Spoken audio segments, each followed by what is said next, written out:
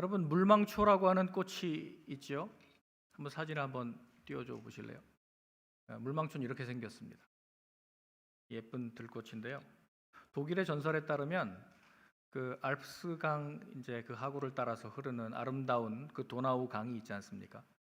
사랑하는 연인 두 청춘 남녀가 그 강가를 이렇게 걷게 됐는데 뭐 제가 여러 가지 이 자료를 찾아봤는데 어떤 곳에는 이름이 나와 있더라고요. 예, 그 청년은 이름이 루돌프, 그 여자친구의 이름은 벨타였습니다. 그런데 이 강가를 거닐던 중에 그 처녀 벨타가 강 한가운데 섬이 하나 있었거든요. 근데 강 한가운데 있는 그 섬에 저 물망초 꽃이 보인 거예요. 저 파란색, 하늘색 빛깔의 저 예쁜 꽃을 보고 그 벨타가 그 루돌프 형제에게 말하는 겁니다. 나 저 꽃 가지고 싶어요. 그러니까 여성분들 그러니까 이렇게 하시면 참 곤란하긴 한데 저 꽃 가지고 싶어요. 그랬어요.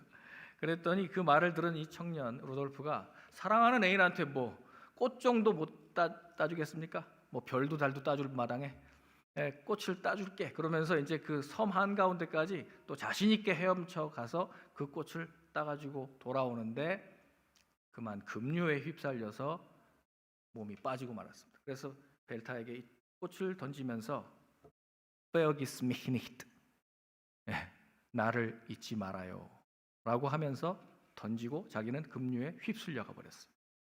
이런 슬픈 전설이 독일에 있습니다. 그래서 여러분, 물망초는 그 이름의 뜻이 Forget me not, 나를 잊지 말아요. 그래서 물망초가 된 것입니다. 저 꽃말 그대로 나를 잊지 말아요. 오늘 본문에 하나님께서 우리에게 하신 말씀은 나를 잊지 말아라 하는 말입니다. 여호와 하나님이 이집트에서 종살이하며 강제 노역으로 살려달라고 부르짖던 이스라엘 백성들의 그 신음소리를 하나님이 들으셨습니다. 그리고 10가지 재앙과 그 홍해를 가르시는 기적적인 사건을 통해서 그들을 출애굽 그렇게 건져내셨습니다. 독수리 날개로 새끼를 업어서 날아가듯이 하나님은 완벽한 구원으로 그들을 인도해 주셨습니다. 40년간 광야를 인도하실 때 구름 기둥과 불 기둥으로 아무것도 부족함 없게 그들을 완벽하게 돌보아 주셨습니다.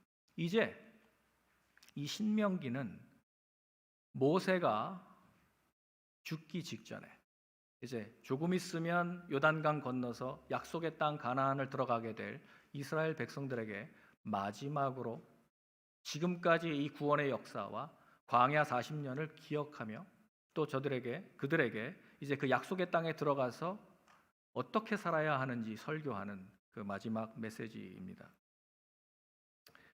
그래서 광야 세대들을 이끌고 이 약속의 땅 입구에서 조금 후면 그들이 차지하게 될 그 가나안 땅에 들어가서 젖과 꿀이 흐르는 그 땅에서 이제 광야와는 전혀 다른 그런 환경에 그들이 만나게 될 텐데 하나님께서 그들에게 복 주시는 이 땅에 한 가지 염려가 되는 거예요.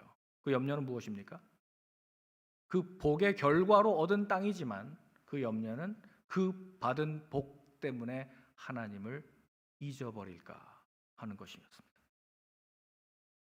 그 부요가 정말 그들에게 복이 되려면 하나님을 기억하라고 당부하고 있는 노종의 마지막 설교입니다. 그래서 오늘 신명기 8장의 주제는 분명합니다.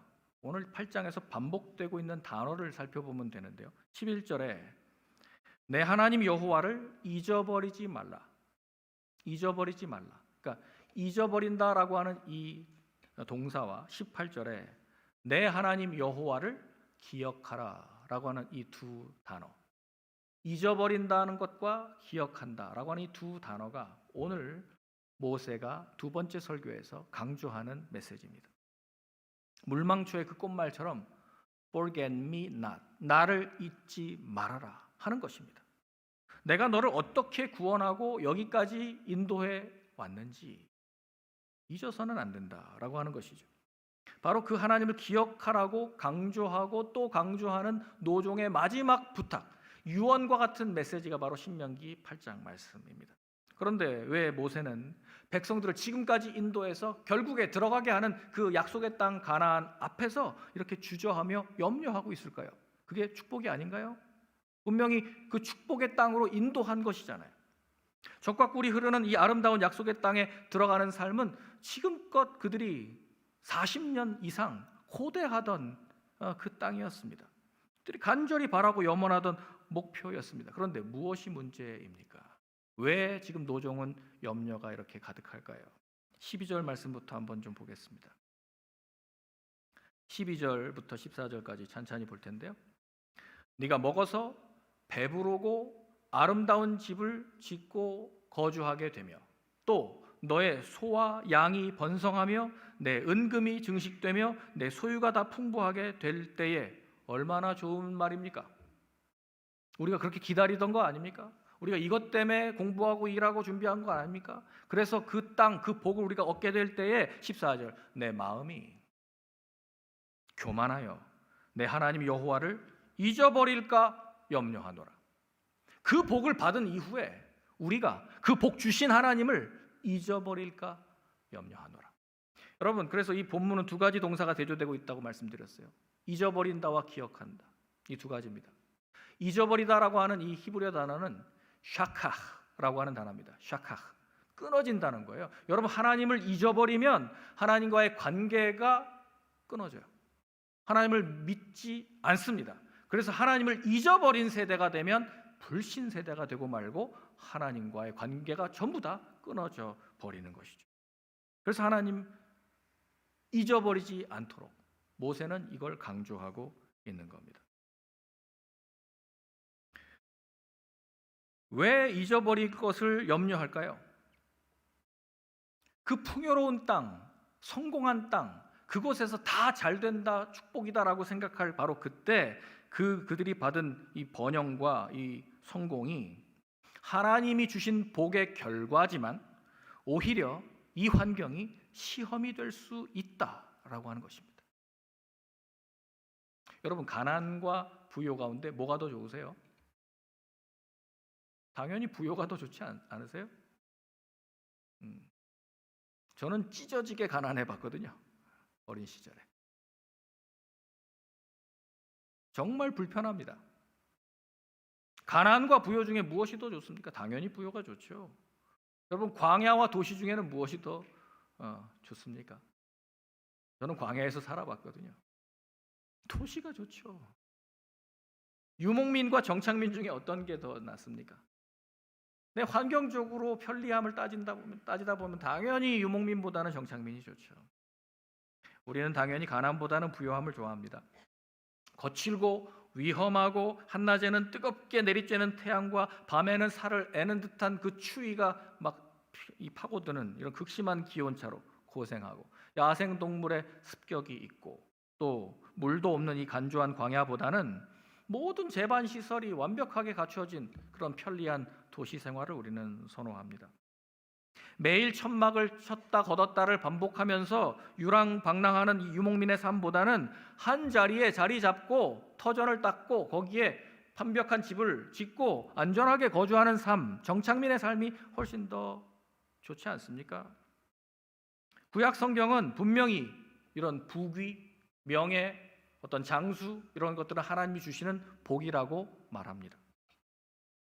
그래서 이집트에서 노예로 살던 이스라엘 백성들, 그 가난하고 압제받았던 그 민족을 하나님께서 건져 주셔서 그들을 결국 이 복으로 인도하시는 거예요.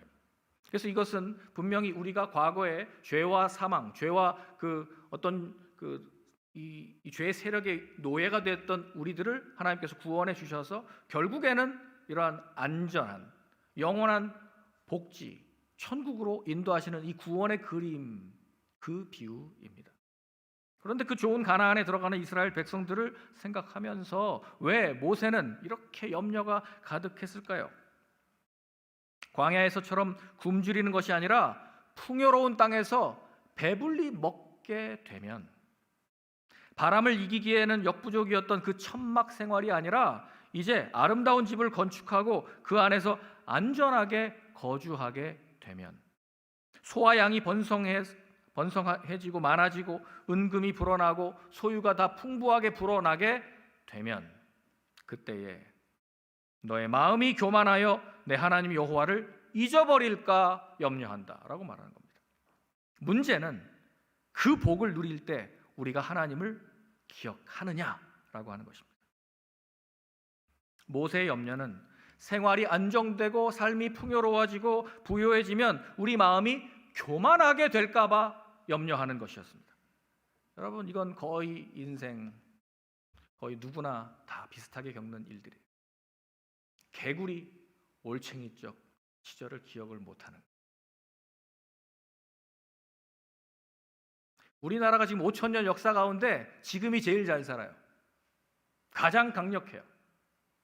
5,000년 역사 가운데, 그렇죠? 대한민국이 우리가 언제부터 그렇게 강했다고, 언제부터 그렇게 부유하게 살았다고.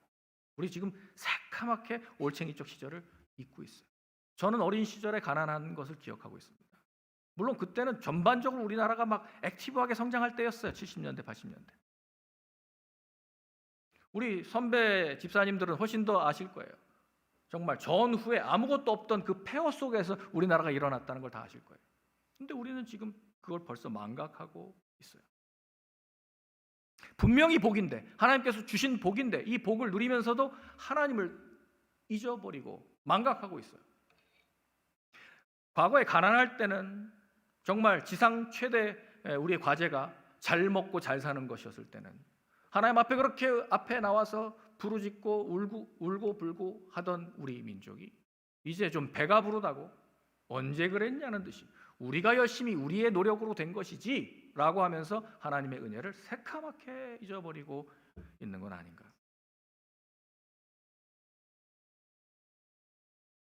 교만은 하나님을 의지할 필요가 없는 마음 상태를 가리키는 겁니다. 여러분 17절 말씀 한번 볼까요? 17절 말씀. 그러나 네가 마음에 이르기를 내 능력과 내 손의 힘으로 내가 이 재물을 얻었다 말할 것이라. 여러분, 이 문장의 주어가 누굽니까? 나예요. 나예요. 내가 내 인생의 성공, 내가 내 능력으로 내 손의 힘으로 이룬 것이지 무슨 하나님이 뭘 도와줬다고 그래요. 여러분, 이것이 큰 착각이요. 하나님은 이것을 배은망덕 교만이라고 말하는 것입니다.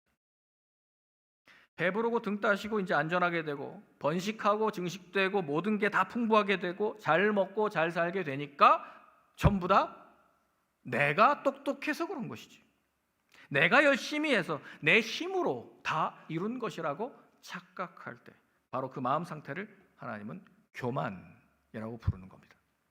교만이 왜 위험합니까? 교만하면 그 마음에 자기로 꽉 차 있어요. 자기가 중심이에요. 자기로 꽉 차 있기 때문에 목표가 자아실현, 자기가 우상이에요. 자기를 경배합니다. 자기 생각에 따라서 다 모든 걸 결정해요. 하나님이 사라집니다. 하나님을 잊어버립니다. 하나님의 말씀이 들어올 틈이 없습니다. 여러분, 그래서 교만하면 내 인생에, 내 삶에 내가 주인 되면 그것은 우상 숭배와 같은 겁니다. 그래서 하나님은 이 교만의 죄를 무서운 죄요, 하나님이 가장 혐오하시고 미워하는 죄라고까지 말씀하십니다. 심지어 교만한 자는 대적하신다 라고 말씀하십니다. 성 어거스틴은 교만은 모든 죄의 본질이다 라고까지 말씀했습니다. 그렇습니다. 잠언 16장 18절 말씀 보면 유명한 말씀이죠. 교만은 패망의 선봉이요, 거만한 마음은 넘어짐의 앞잡이니라. 잠언 18장 12절에도 사람의 마음의 교만은 멸망의 선봉이요 겸손은 존귀의 길잡이니라. 잠언 21장 4절도 눈이 높은 것, haughty eyes, 눈이 높은 것, 마음이 교만한 것, 악인이 형통한 것은 다 죄니라 라고 말합니다. 여러분, 그거 죄예요. 죄예요. 눈 높은 거 죄예요, 여러분. 그 교만한 거예요. 다 내가 다 컨트롤하고 다 내가 다 아래를 다 내려다보고 있는 거, 다 내 기준에 안 맞다. 이거. 하나님이 어디 들어가요? 거기 하나님이. 그러나 모세는 14절에 네 마음이 교만하여 내 하나님 여호와를 잊어버릴까? 샤카 단절될까? 내가 염려하노라. 모세가 지금까지 40년을 인도해 왔는데 기껏 가나안 복지로 인도해 놨더니 거기서 하나님을 망각하면 이게 뭡니까? 그 죽 서서 개준 거 아닙니까? 이게 뭐예요? 그러니까 지금 그래서 모세가 염려하는 거예요. 교만하면 배은망덕해서 하나님을 잊어버립니다. 내가 주인된 인생은 하나님을 망각하기 때문에 모든 일을 다 당연하게 여깁니다. 당연하게. 여러분, 당연의 세계에는 기억을 하지 못하기 때문에 나에게 주신 그 하나님의 은혜를 놓치기 때문에 뭐가 빠져요? 당연의 세계에는 뭐가 없어요? 감사가 없어요. 여러분, 모든 게 다 당연해요. 여러분, 정말 그렇습니까? 우리가 가지고 누리는 것 중에 어떤 게 당연합니까? 내가 가족이 있는 게 당연해. 나에게 부모가 있는 게 당연해요. 나에게 자녀가 있는 게 당연해요. 나에게 배우자가 있는 게 당연합니까? 나에게 이런 친구가 있는 게 지금 당연합니까? 아니, 우리 지금 우리 교회가 있는 것이 당연합니까? 하나님께서 여러분들에게 주신 그 은혜가 당연한가요? 십자가의 그 은혜, 예수 그리스도가 당연한가요? 희생하셨잖아요. 사랑하셨잖아요. 이 중에 당연한 게 뭐 한 가지라도 있나요? 여러분, 지금 숨 쉴 수 있는 공기를 주신 것이 당연한가요? 물이 당연합니까? 우리가 먹고 있는 음식이 당연한가요? 공부가 당연합니까? 여러분, 이 세상에 어떤 것이 당연합니까? 여러분한테 당연히 있어야 될 것입니까? 그런 당연의 세계에는 감사가 없어요. 왜? 기억하지 못하기 때문에. 그래서 감사는 기억에서 나오는 것입니다.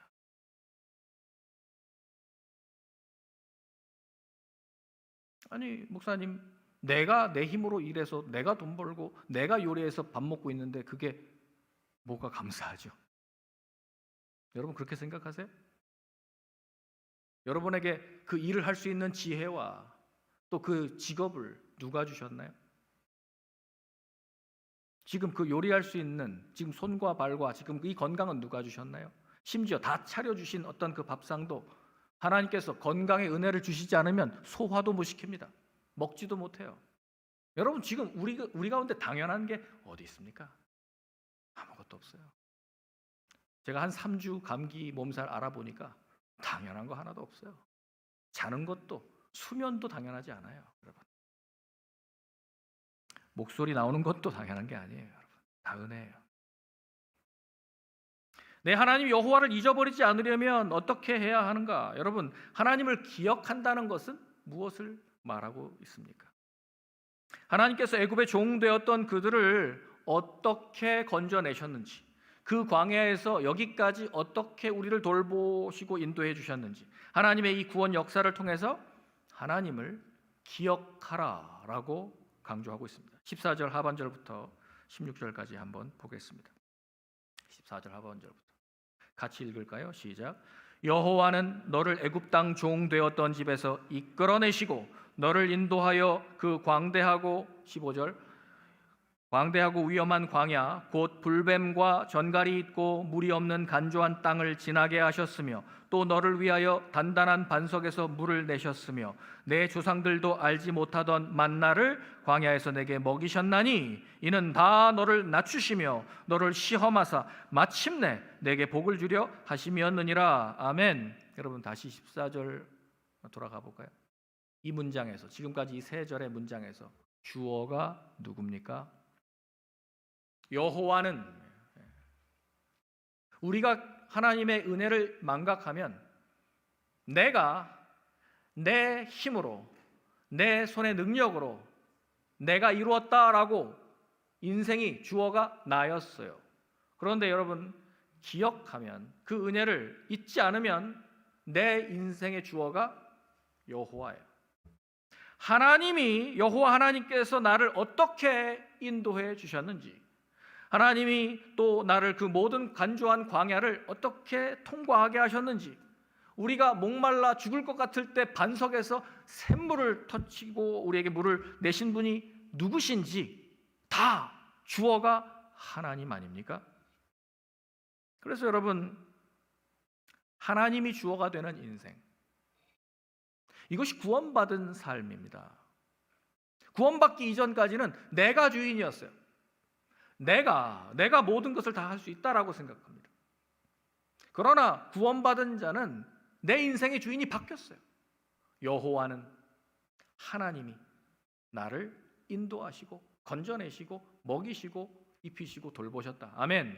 여러분, 인생의 주어가 바뀌었어요.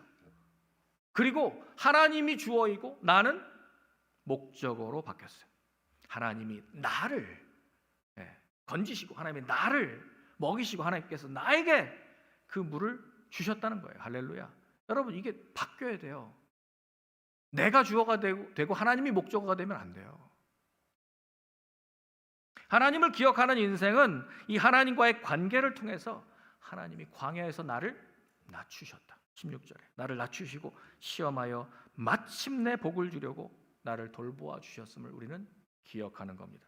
여러분, 그래서 기억하기 때문에 하나님께 감사할 수 있게 되는 것이죠. 다시 말씀드립니다. 감사는 당연의 세계에는 없어요.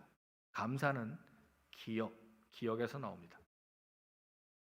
하나님의 구원과 보호의 은혜를 기억하는 이 믿음의 반응이 바로 감사예요. 하나님은 이스라엘이 애굽 땅 그 종되었던 곳에 있었을 때 마치 우리가 죄와 이 사망의 종로로 타던 우리를 건져내셨어요. 출애굽하시듯이 우리를 건져내셨어요. 그래서 여러분, 그 나일강을 피로 물들게 하시고 개구리가 밥상까지 뛰어오게 온 저녁을 개구리로 가득하고 이 파리, 악질, 독종, 우박, 메뚜기, 캄캄한 흑암, 그리고 10번째 재앙은 심지어 이집트에 있는 모든 초태생, 장자 다 죽이셨습니다. 그런데 약속대로 문설주에 어린 양의 피를 바른 그 집은 죽음의 사자가 넘어갔습니다. 6월절 그 사건으로 우리를 구원해 내시지 않았습니까? 바로 예수 그리스도께서 6월절 어린 양이 되셔서 바로 그 죽음의 사자가 지나가도록 건드리지도 못하도록 주님께서 직접 제물이 되어 주셨습니다. 여러분, 그 은혜로 우리가 구원받은 줄을 믿습니다. 여러분, 그 사실을 잊어버리면 우리는 감사하지 못하고 예배하지 않습니다. 구원받은 우리가 걸어가는 이 철로 역정의 신앙 여정은 광야 생활과 참 많이 닮아 있습니다. 이 광야를 통해 훈련하시는 목적은 우리가 받은 은혜를 당연한 것이 아니라 그걸 잊지 않고 하나님을 기억하고 인정하고 하나님을 의지하게 하시기 위함입니다. 광야는 우리 스스로 무언가를 노력한다고 해서 얻을 수 있는 땅이 아닙니다. 여러분, 광야에서 내가 뭔가를 심으면 날 것 같으세요? 안 나요. 광야가 아니라 저는 암만에서 있었는데요. 암만은 그래도 조금 강제로 나무를 심고 막 물을 엄청 주면 나무가 그래도 자라기는 하는 도시거든요. 그래서 제가 살던 아파트의 그 텃밭에 이것저것 씨를 뿌리고 심고 가꾸어 봤습니다만 다 실패했습니다. 광야는요, 내가 뭘 노력한다고 해서 되지 않아요. 근데 아이오와에 왔더니 뭘 대충 던져놔도 막 자라더라고요. 여기는 복지인데 여러분, 그래서 조심하셔야 돼요. 이게 시험이 될 수 있다는 거예요. 다 잘 되는 곳이 시험이 될 수 있다는 거예요. 저는 그 척박한 광야에서는 무릎 꿇을 수밖에 없어요. 차라리 하나님을 잊지는 못해요. 매사에 하나님께 의존할 수밖에 없어요. 교통사고가 하도 많이 일어나서 매일 아침 운전대를 잡을 때마다 기도하지 않고 출발할 수가 없어요. 제가 지금까지 그 30년 이렇게 운전하면서 교통사고는 순전히 다 암만에서 당했어요. 암만에서.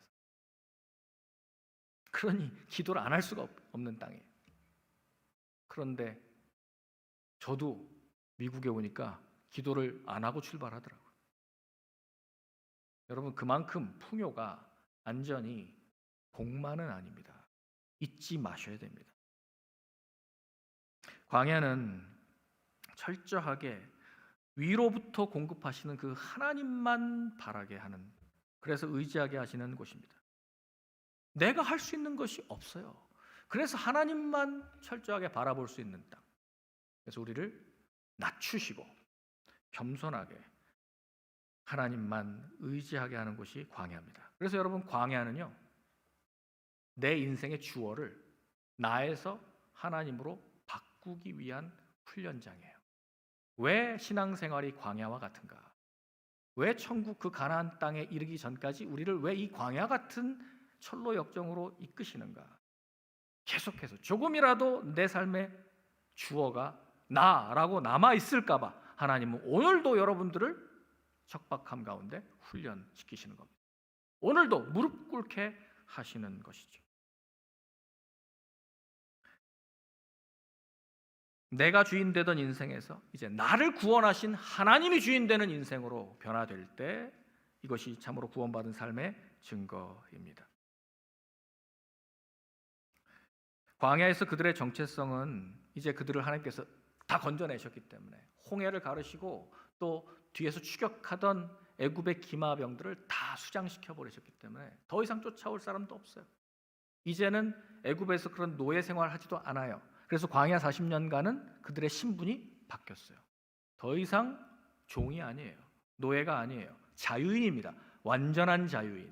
그때 그 자유를 가지고 하나님만 기억하고 하나님께만 예배할 수 있는 민족으로 훈련시키기 위해서 40년 동안 하나님께서는 그들을 광야로 인도하신 것입니다. 그 광대하고 위험한 광야, 불뱀과 전갈의 공격으로부터 피할 길을 내시고 물이 없는 이 간주한 땅을 지나면서 목말라서 갈증 때문에 하나님 앞에 호소하던 그들에게 하나님은 단단한 반석에서 샘물을 나게 하심으로 그들을 먹이시고 해갈시켜 주셨습니다. 스스로 농사를 지을 수도 없는 그 광야에서 조상들도 알지 못하던 만나, 여러분 만나가 무슨 뜻이죠? 만나. 만나의 뜻은 이게 뭐야? 이겁니다. What is it? 이게 뭐지? 그래서 여러분 만나라고 하는 건 알 수 없어요. 그들도 하늘에서 뭔가 가시같이 생기고 뭔가 이게 뭐 무슨 과자 같기도 한데 이게 뭔지를 처음 봤어요. 애굽에서도 못 봤고 어디 다른 데서도 본 적이 없어요. 그리고 우리는 지금도 볼 수가 없습니다. 딱 광야 40년만 하나님께서 내려주신 하늘에서 내려온 그 음식이에요. 그래서 만나는 이게 뭔가라는 뜻입니다. 몰라요, 그 정체를. 그런데 그거 먹고 살았어요. 하나님이 내려주시는 거. 날마다 그들은 하늘을 바라보게 하신 것이죠. 아침 새벽에 일찍 일어나서 하나님 내려주신 그 은총을 거두고 살게 하신 것이죠. 그것은 날마다 하나님의 말씀으로 살게 하려 함입니다. 여러분, 그래서 40년간 매일 아침마다 만나를 거두게 하신 이 까닭을 어떻게 설명하고 있습니까? 오늘 본문은 아니지만 2절, 3절 말씀에 이렇게 나와 있습니다. 같이 한번 볼까요? 같이 읽겠습니다. 시작. 내 하나님 여호와께서 이 40년 동안에 내게 광야길을 걷게 하신 것을 기억하라. 이는 너를 낮추시며 너를 시험하사 내 마음이 어떠한지 그 명령을 지키는지 지키지 않는지 알려 하심이라. 아멘. 여러분, 사람이 떡으로만 사는 게 아니라 여호와 입에서 나오는 모든 말씀으로 살게 하려 함이라 라고 하는 이 말씀을 우리에게 깨닫게 하시기 위해서 사람은 내가 만들어 먹은 그런 음식만 갖고 살 수 있는 존재가 아니구나. 하나님이 나에게 하늘에서 내려주시는 생명의 양식, 말씀을 내가 공급받지 않으면 살 수 없구나 하는 것을 깨닫게 해주신 것이죠. 그러나 광야 훈련을 끝마치고 가나안에 정착하고 이제 편안하게 거주하게 되었을 때, 모든 것이 풍부해진 그때에 스스로 자기 마음에 이르기를 내가 내 능력과 내 손의 힘으로 내가 이 재물을 얻었다 할까 염려하며. 여러분, 모세의 염려를 이해하시겠습니까? 그러니까 그 축복을 인도하면서, 축복으로 인도하면서 지도자는 마음에 염려가 가득해요. 실제로 우리는 이스라엘의 역사를 통해서 그 염려대로 이스라엘은 실패했다는 사실을 압니다. 약속의 땅 들어간 다음에 그들이 하나님을 망각했습니다. 자기가 이루었다고 착각했습니다. 그래서 자기의 이름을 내기 위해서 자기에게 필요한 바알과 아세라 우상을 만들어 섬겼습니다. 세상 다 이렇게 사는데요. 어떻게 우리만 다른 방식으로 삽니까? 라고 하면서 그들은 세상에 기웃거리고 넘어지고 말았습니다. 하나님을 잊어버렸죠. 그 결과 이스라엘은 남과 북으로 찢어지고 남과 북도 결국 하나님을 망각하고 우상 숭배하다가 아시리아에 의해서, 바벨론에 의해서 전부 포로로 끌려가 버렸습니다. 성전도 파괴됐습니다. 선지자를 보냅니다. 기억하고 돌아오라고, 기억하고 돌아오라고. 아무리 외쳐도 선지자를 잡아 죽입니다. 박해합니다. 그래서 이제는 하나님이 당신의 독생자 외아들 예수 그리스도를 보내주십니다. 그렇게 이제 희생이 되어 우리를 구원하셨습니다. 이제 그 아들을 통해서 구원받은 모든 사람들은 잊지 말라는 것이죠. 기억하라는 것이죠. 저 십자가의 은혜를 말이죠. 그래서 모세는 다시 한번 더 강조합니다. 18절 말씀부터 보겠습니다. 18절 말씀 이렇게 말하죠. 내 하나님, 18절입니다. 8장 18절. 내 하나님 여호와를 기억하라. 그가 내게 재물 얻을 능력을 주셨음이라. 여러분에게 그 재물 얻을 능력을 주신 분이 누구시라고요? 내가 열심히 공부해서, 내가 밤잠 안 자고 어릴 때부터 열심히 나는 비전을 향해서 노력했기 때문입니까? 아니요. 하나님이 주신 은혜입니다.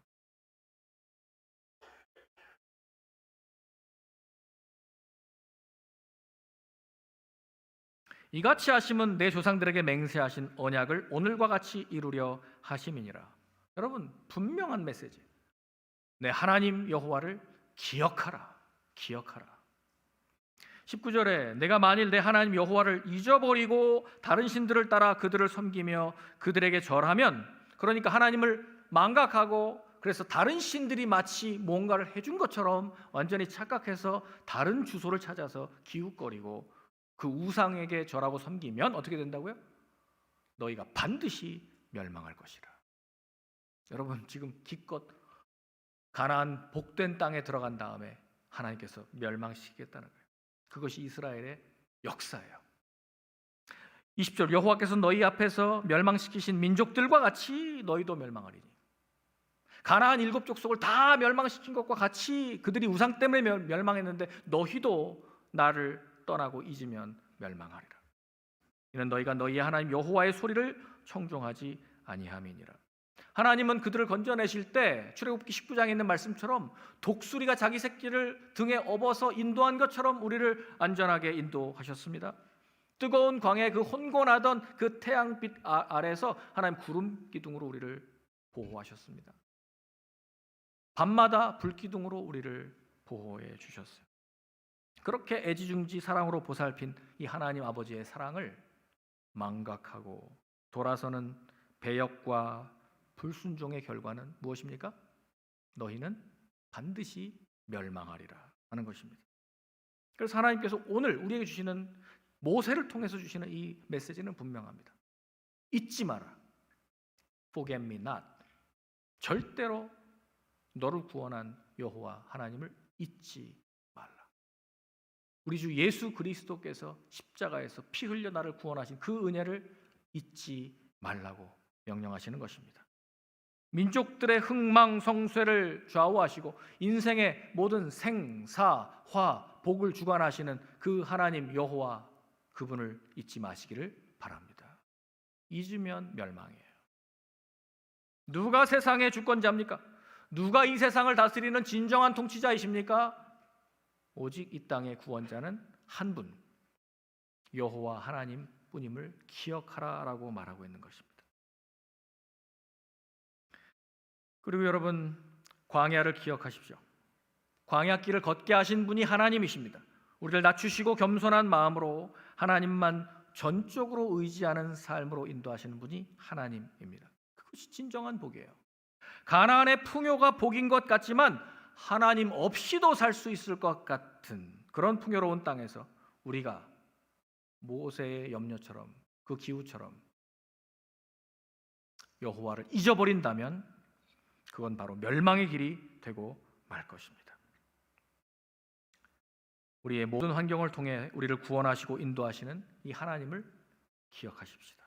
하나님을 기억하고 그 은혜를 기억하는 사람은 복을 주시는 분, 이 복을 누리기에 앞서 복을 주시는 분, 나에게 이 복의 근원이 되시는 여호와 하나님을 기억하는 것입니다. 여러분들이 이 광야를 기억하는 사람이라면 이 아이오와의 광야와 같은 이런 환경이, 또 여러분들의 지금 걷고 있는 이런 광야와 같은 그런 훈련이 오히려 하나님께 무릎 꿇게 하시는 은혜의 여정임을 기억하시기 바랍니다. 우리는 종종 광야에서는 하나님을 기억하고 부르지만 정작 성공하고 난 다음에 가나안의 풍요 속에서는 하나님을 잊어버리기 쉽습니다.